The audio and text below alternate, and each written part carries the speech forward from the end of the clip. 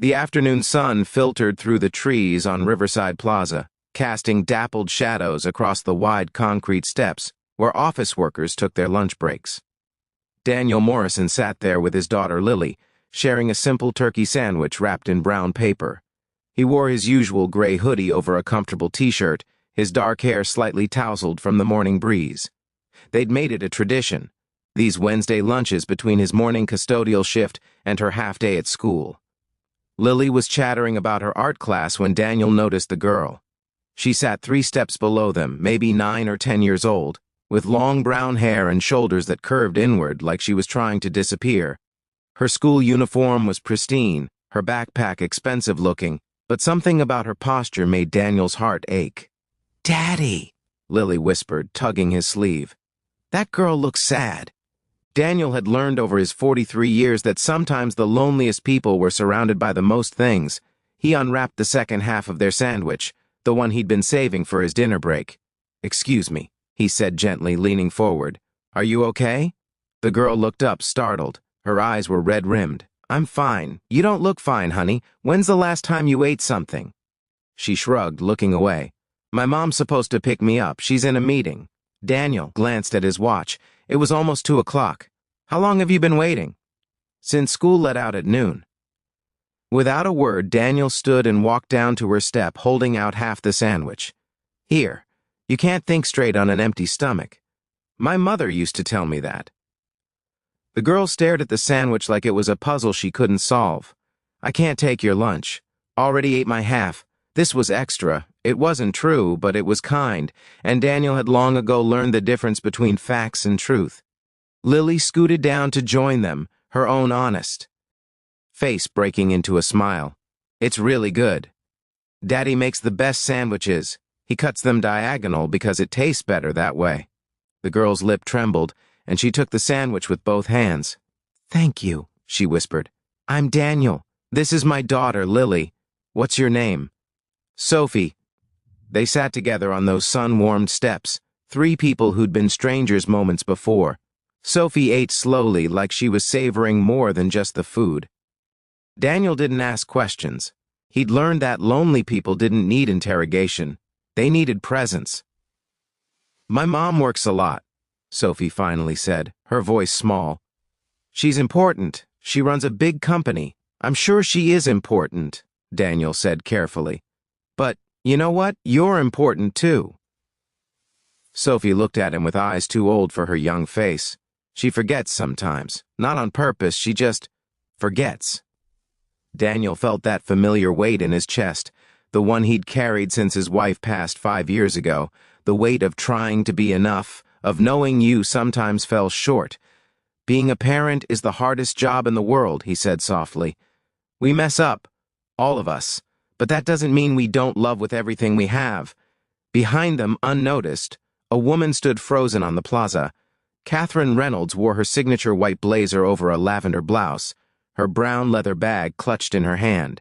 She'd run from her office building, heart pounding, phone in hand with security alerts about her daughter's school reporting Sophie hadn't been picked up.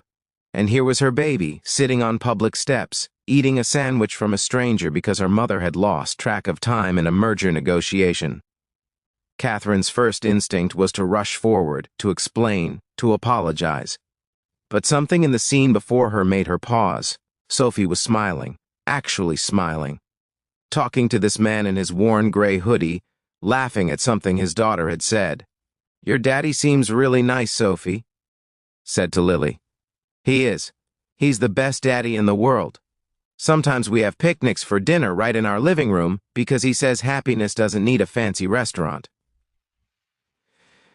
Daniel caught sight of Catherine then, standing there with her hand pressed to her throat. Their eyes met, and he saw everything in her face, the guilt, the fear, the exhaustion of trying to hold too much at once. He stood slowly, gently. "Sophie, I think someone's here for you."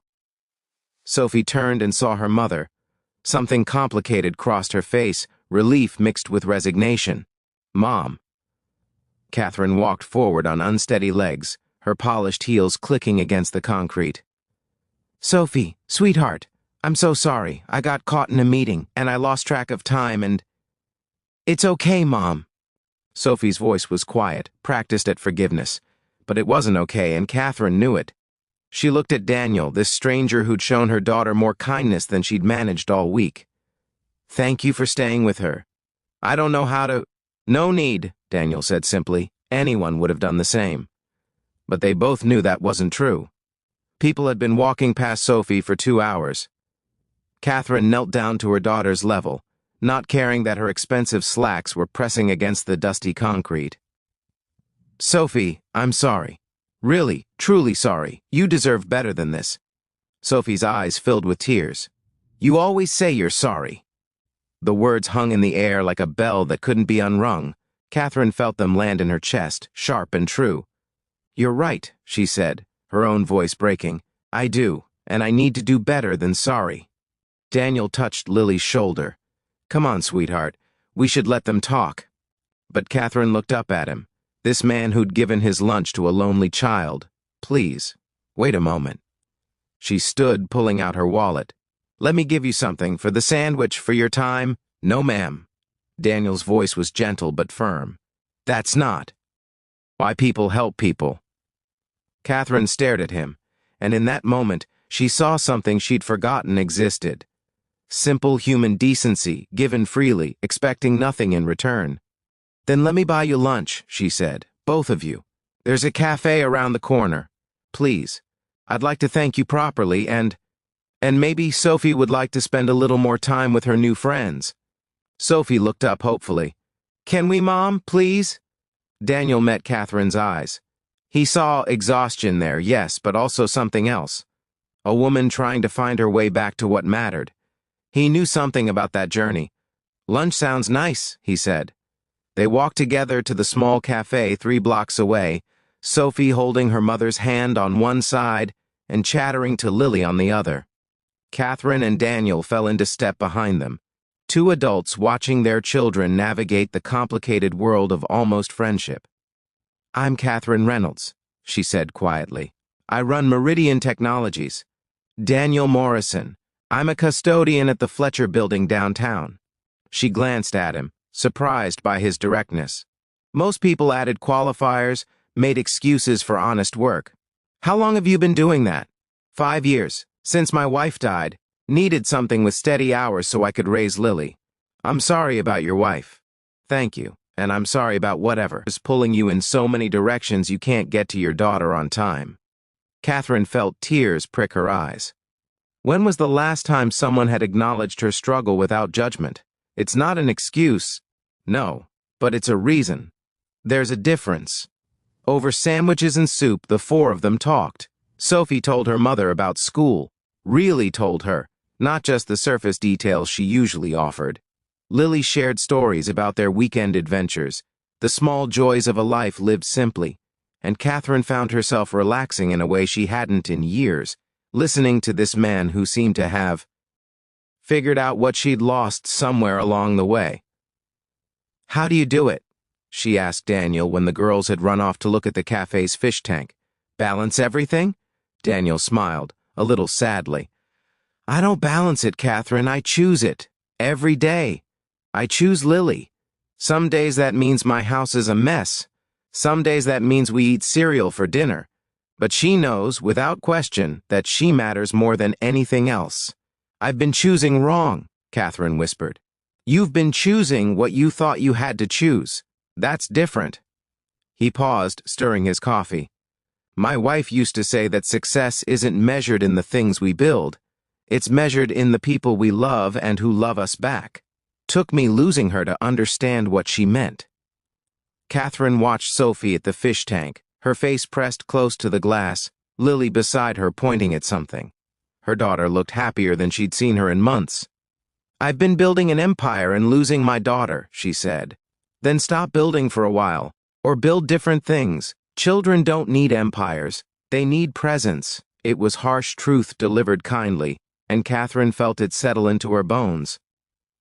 I don't know if I can change everything overnight. Nobody can. But you can choose differently tomorrow than you did today, and then the day after that. Small choices, made consistently, They add up to a life. That evening, Catherine did something she hadn't done in months. She canceled her evening conference calls. She turned off her phone. She sat on the floor of Sophie's room and listened, really listened, as her daughter talked about everything and nothing. And the next day, she found Daniel's number through the Fletcher Building management office and called him. "I wanted to thank you again," she said, "and to ask if maybe Lily and Sophie could have a play date sometime. Sophie hasn't stopped talking about her." "That would be nice," Daniel said. "Lily would like that." "And Daniel? I wanted to tell you that I went home early today, first time in 6 months. Sophie and I made dinner together. Pasta from a box and sauce from a jar, but we made it together." She could hear the smile in his voice. "That's good, Catherine. Really good." The playdates became regular occurrences. Saturday mornings at the park, Sunday afternoon movies, simple things that cost little but meant everything. And gradually, carefully, Catherine and Daniel became friends. He taught her about being present. She taught him that it was okay to want more than just getting by. 6 months later, on another sunny afternoon on those same plaza steps, Daniel and Catherine sat watching their daughters play tag with other children. "I changed my schedule," Catherine said. "I'm home by 5:30 every night now. The board wasn't happy, but they adjusted. How does it feel? Like I can breathe again?" She turned to look at him. "Thank you, Daniel, for that day, for the sandwich, for the truth. You did the work, Catherine. I just pointed you in the right direction. You did more than that. You showed me what matters." Their hands were inches apart on the step between them. Daniel moved his pinky finger closer, the smallest gesture, a question asked without words. Catherine closed the distance, linking her pinky with his. "This is probably complicated," she said softly. "Most good things are. People will talk, CEO and custodian. Let them talk. I'm a single dad trying to raise a good human. You're a mother trying to be present for her daughter. Everything else is just noise." Above them, the afternoon sun continued its slow journey across the sky. Around them, the city bustled with people chasing things they thought they needed. But on those steps, 4 people had found something rare and precious, the simple grace of being seen, being valued, being chosen not for what they could provide but for who they were. And sometimes, that's more than enough. Sometimes, that's everything.